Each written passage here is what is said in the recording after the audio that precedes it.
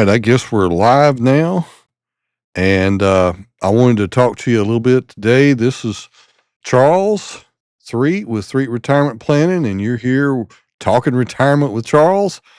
I uh, I wanted to do this on my YouTube channel. I want to do this on a regular basis. Just trying to set myself up. Wanted to make sure I could do this and do this pretty well with the way I'm working this. So, anyway, I wanted to talk to you a little bit today about what I just did. I'm just going to show you in the camera real quick. I went to Chat GPT and pulled up. I asked the question of what are some of the top questions that people who are near or in retirement are asking, and to see what the response was. And I wanted to try to address those three questions. And the first question is do I really have enough money to retire? And it's saying that this is still the number one question people are asking. Can I retire this year? Will my money last 25 to 30 years? Should I delay retirement because of inflation and the market? With inflation, market volatility, and longer life expectancies, many Americans are questioning whether they've saved enough even after decades of working. All right. I want to address that just for a minute here.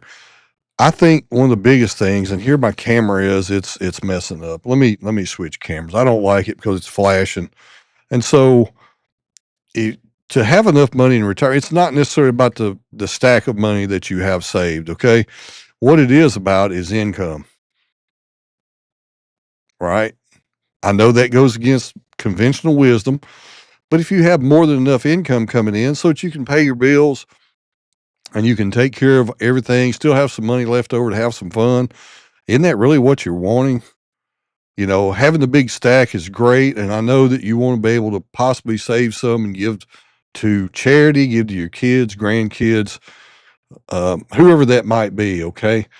So I understand, but really having the money, having a stack of cash somewhere in your retirement accounts, the real reason you do that is to make sure that you can create enough income month after month, year after year, so that you never run out of money. Isn't that really the truth? Because that's what I find. I find that that's the case. Okay. So I'm going to go to question number 2 now. Well, I guess I need to change camera there. All right. Question number 2 is, when should I claim Social Security? I know this is always a hot topic. And it remains one of the biggest, according to Chat GPT. And again, I'm reading off this. It remains one of the biggest sources of confusion. People want to know, should I take it at 62?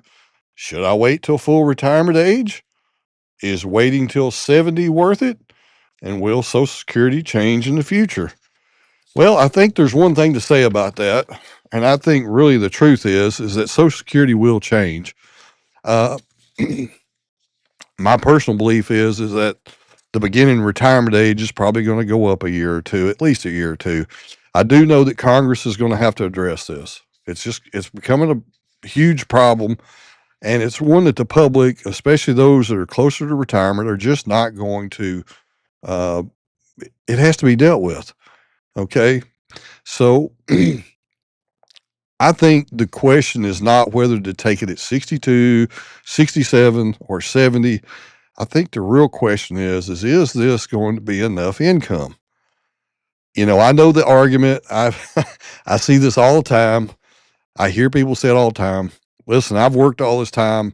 I'm going to get my money back, right? I want my money back. So I'm going to take it at 62. Okay. But again, the real question is it really enough income to sustain you while you're in retirement or help you sustain yourself in retirement?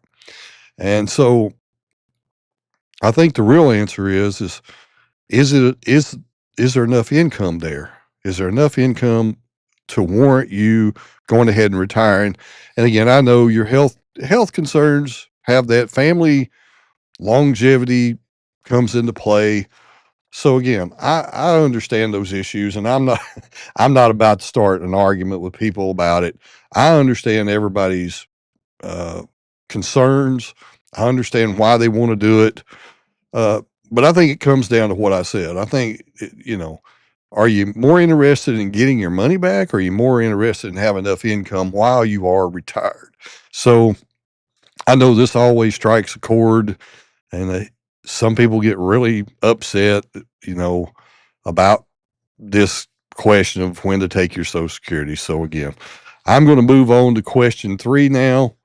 And that question is, how am I going to pay for health care in retirement? Healthcare costs are becoming one of the retirees' biggest concerns. People are asking, will Medicare cover everything? How much should I budget for health care? What if I need long-term care? Many retirees are finding healthcare costs rising faster than Social Security increases, making this a major planning issue.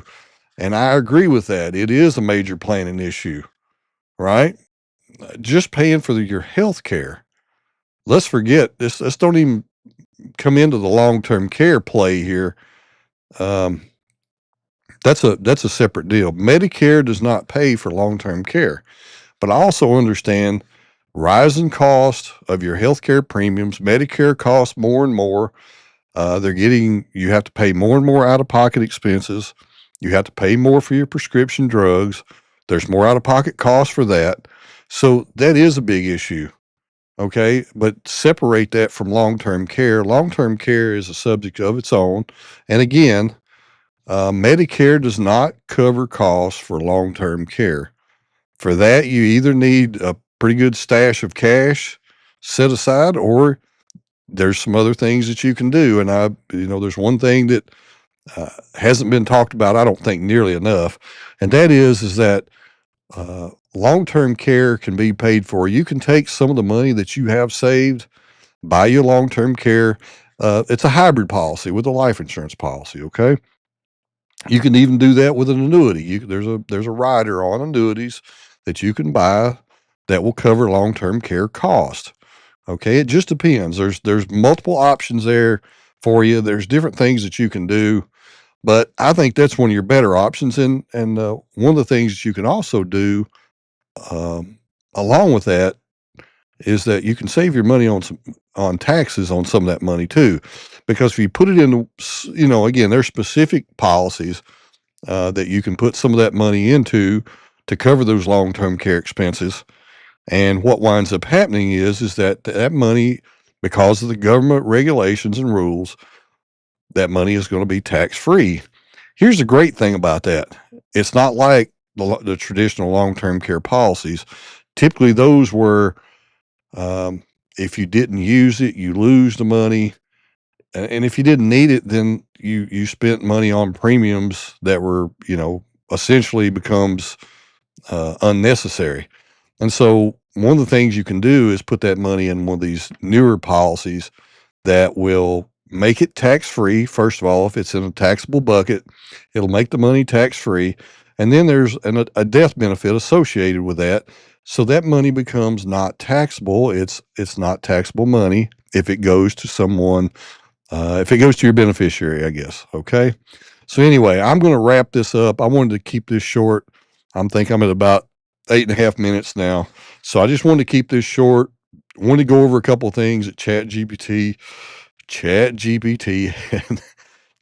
And goodness, I just ate supper a little while ago. So anyway, but I just want to cover a couple of these questions.